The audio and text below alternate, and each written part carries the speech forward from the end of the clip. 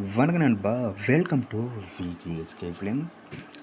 So இன்றைக்கி இந்த பார்க்க போகிறோம்னா நம்ம ரகுமான் ஆக்டிங்கில் அப்கம் ரிலீஸ் ஆகக்கூடிய ஒரு தமிழ் திரைப்படம் தான் அனோமி. இந்த படம் எதிர்பார்ப்பு ஃபேன்ஸ் மற்ற டேரக்டர் சொல்லலாம்.